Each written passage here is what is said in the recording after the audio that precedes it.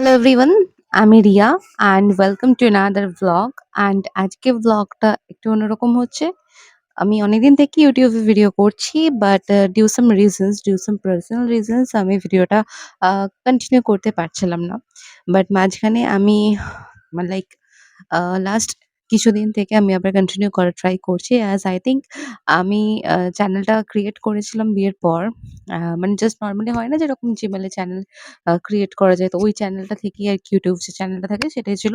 And বিয়ের পর my husband was inspired me. Uh so then আমি চ্যানেলটা স্টার্ট করি। তো তারপরে আস্তে, আস্তে মোটামুটি সবকিছু শেয়ার করছিলাম। আমার ভালো লাগা, খারাপ লাগা মোমেন্টস, আমার ১ম রান্না করা, রান্না শেখা এই সমস্ত কিছু নিয়ে চলছিল।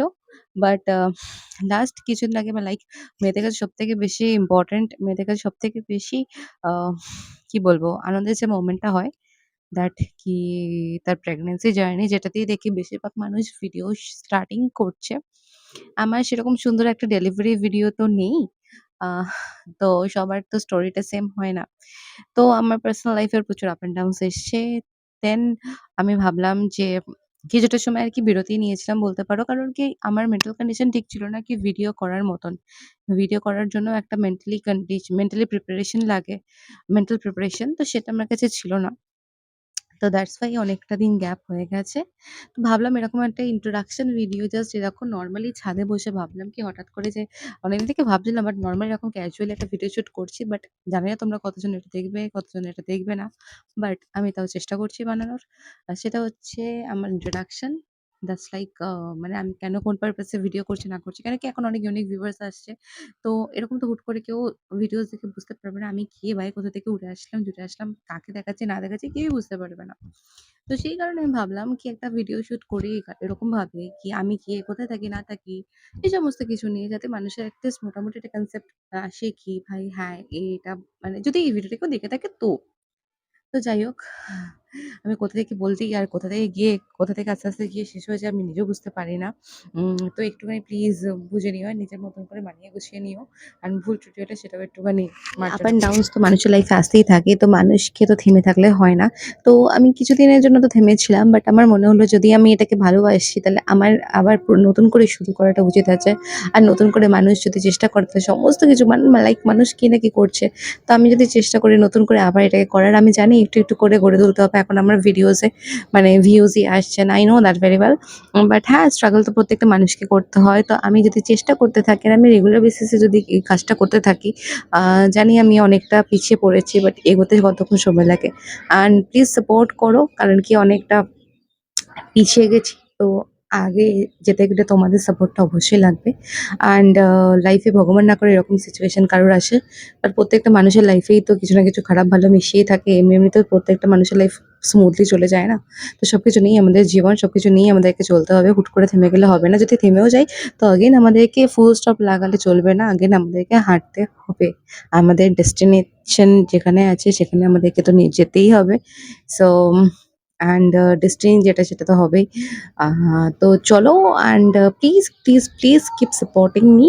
অ্যান্ড তোমরা সাপোর্ট করলে আমি জানি আমি অবশ্যই একদিন না একদিন আমি কোনো বড় ইউটিউবার হয়ে অনেক লাখ, লাখ টাকা কামাতে চাই না। বাস আমার লাইফের পার্সোনাল সবকিছু শেয়ার করতে চাই। আর আমার বেশি করে এই সময় যে সিচুয়েশনগুলো আমি কাটিয়েছি, আমার বেবিকে নিয়ে যে সিচুয়েশনগুলো ফেস করেছি, আমি চাই তোমাদেরকেও সেগুলো শেয়ার করতে যাতে তোমাদের অনেকের সাথে এগুলো ভগবান না করুক হোক, বাট অনেকের সাথেই হচ্ছে তো তোমরা আমাকে মেসেজ করো। যাতে তোমরাও বুঝতে পারো কি কোন জায়গা থেকে আমি ফিরে এসেছি, কোন জায়গা থেকে আমার বেবি আজকে এখানে। তো যাতে তোমরাও যাতে ভেঙে না পড়ো। আমি each and everything A to Z সবকিছু শেয়ার করার চেষ্টা করব। দরকার হলে আমি সুশান্তকেও আমার চ্যানেলে বলব ভিডিওতে থাকার জন্য বিকজ ওর এক্সপেরিয়েন্সটাও ও শেয়ার করতে পারবে। বিকজ প্রত্যেকটা মানুষের এক্সপেরিয়েন্স আলাদা করে আমি ধরতে পারব না। বাট আমাদের দুজনেরটা আমি চেষ্টা করব সো শেয়ার করতে। Hi. This is Riya and আমি থাকি শ্যামনগর। একটা ছোট জায়গা বলতে পারো। অ্যান্ড আমার রিসেন্টলি একটা বেবি হয়েছে। ওকে, ওকে। এট ফার্স্ট আমি আমার মা যাকে মোটামুটি ভিডিওতে দেখে তাদেরকে আ দেখিয়ে দিচ্ছি, তোমাদেরকে চিনিয়ে দিচ্ছি যাতে বুঝতে পারো। আর আমি ভিডিও মোটামুটি স্টপ করেছিলাম সবকিছু। আমি Facebook এও টুকটাক ভিডিওস ডালি। বাট আমি বন্ধ করেছিলাম সবকিছু 2nd মার্চ 2024 থেকে। অ্যান্ড দেখো আজ বাদে কাল 2nd মার্চ 2025 কারণ কি তখন বন্ধ করেছিলাম আমার 1st March anniversary and 2nd মার্চে আমার লাইফে একটা অনেক বড় আ খারাপ ঘটনা ঘটেছিল। দ্যাট ওয়াজ আমার মায়ের cerebral অ্যাটাক হয়েছিল। অ্যান্ড মা ICU তে ছিল। তো এইসব সময়ে তো নিশ্চয়ই আমি ভিডিওস বানানোর মতন মেন্টাল কন্ডিশন এ ছিলাম না। যারা মানে লাইক যারা প্রফেশনালি করে তাদের ব্যাপারটা আলাদা। বাট আমি মানে মানসিকভাবে প্রচন্ড বিধ্বস্ত হয়ে পড়েছিলাম। খুব ভেঙে গেছিলাম। তো সেই কারণে করতে পারছিলাম না। যাই হোক। দেন আমার হাসব্যান্ড সুশান্ত ওর মানে ওকেও আমি তোমাদেরকে চিনিয়ে দিচ্ছি। অ্যান্ড দেন আমার আ ভিডিওস আর কে থাকে? মোটামুটি এরাই ২ জন থাকে অ্যান্ড হ্যাঁ, এখন আমার ভিডিওস এ মোস্ট ইম্পোর্টেন্ট মেম্বার যে হচ্ছে, সে হচ্ছে আমার ছেলে রিশান্ত। অ্যান্ড ওর ওকে আমি প্রেগন্যান্সি নিউজটাও পেয়েছি হুট করে আগামী লাইক গত বছর দোলের সময়তে। তো সেটাও একটা ক্রুশিয়াল মোমেন্ট ছিল। কারণ কি আমি নিজেও জানতাম না কি I was pregnant হোয়াটএভার। আ সেটা অবশ্যই একটা আনন্দের খবর। বাট এমন একটা সময় পেয়েছিলাম সে সময়তে আমার মেন্টাল কন্ডিশন একদমই বললাম ভেঙে পড়েছিল। তো জীবনে অনেক আপ অ্যান্ড ডাউনস এসেছে। তো সেগুলোকে এক, এক করে ওভারকাম করেছি। তো নাও I can say that I am very much strong and আমি ভীষণই মানে একটু মানে সফট হার্টেড টাইপের পারসন আছি। অতটা বেশি ঝড়-ঝাপটা মানে ভাবতাম এতদিন কি আমি অতটাও সহ্য ক্ষমতা আমার নেই। আমি কি অল্পতেই ভেঙে পড়ি। এরকম টাইপের ছিলাম। But now I can say that কি ভাই যদি আমি পারি, যদি আমি এই সিচুয়েশনস গুলো হ্যান্ডেল করে রাখতে পারি, দেন আমি যদি এতটা স্ট্রংলি করতে পারি তাহলে I guess যে কেউ পারবে। কারণ কি আমার ছেলে হয়েছে তো ছেলের জার্নিটাও একটা মানে হি ওয়াজ প্রিম্যাচিউর বেবি। লাইক 26 উইকস এ ওর ডেলিভারি হয়েছে। অ্যান্ড যাই হোক তো তাকে নিয়ে আমি ২ মাস NICU তে মানে আমার বেবি ২ মাস NICU তে ছিল। অ্যাকচুয়ালি আমাকে অনেকে কমেন্ট করে যখন আমার বেবি টুকটাক ভিডিওস ডালি কি আ তোমার বেবি কি হয়েছিল না হয়েছিল অ্যান্ড অনেকেই আমি NICU তে এখন আমি এর আগে জানতাম না বাট এখন যখন আমার বেবি আমার সাথে এটা হলো তখন দেখছি কি অনেক মানুষেরই সাথে এটা হচ্ছে। অ্যান্ড তারা অনেক টেনশনে থাকে। অনেকে আমাকে কমেন্ট করে আমার সাথে কথা বলতে চায়। ইভেন দুবাই থেকে একজন আমাকে টেক্সট করেছিল। বেঙ্গলি ছিলেন।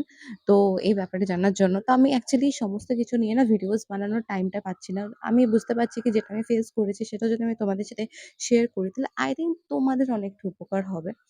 সো দ্যাটস হোয়াই আমি ভাবছি কি আমি ভিডিওস গুলো বানাবো। বাট সত্যি কথা বলতে রিশান্ত আমার কিছুদিন আগে অসুস্থ হয়েছিল। তো ওকে নিয়ে না একটুখানি হসপিটাল ঘর হচ্ছে। তো সেই কারণে আমি সেভাবে টাইম করে উঠতে পারছি না। বাট আমি ডেফিনিটলি করব।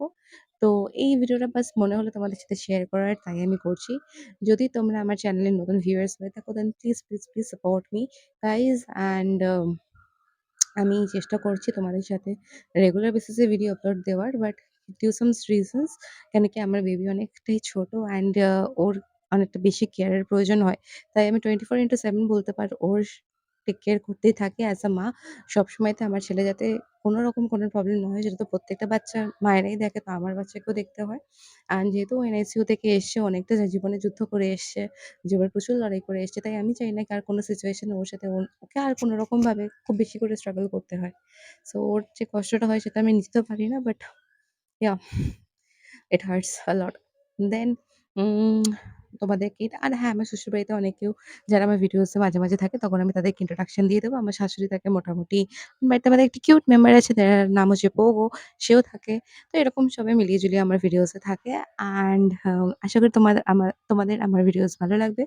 আ যতটুকু পারবো তোমাদের সাথে সবকিছু শেয়ার করার চেষ্টা করব। আর হ্যাঁ, অবভিয়াসলি আমার প্রেগন্যান্সি থেকে আরম্ভ করে আমি কি করে আমার এরকম ডেলিভারি হলো। দেন NICU তে বেবিদের সাথে কি করে আ NICU বেবিদের কি করে টেক কেয়ার করতে হয়, তাদের কিভাবে যত্ন নিতে হয়, কি করে ওয়েট গেইন করাতে হয় সে সমস্ত কিছু লং ভিডিওস আমি তোমাদের সাথে শেয়ার করব। So see you soon. Tata, bye by.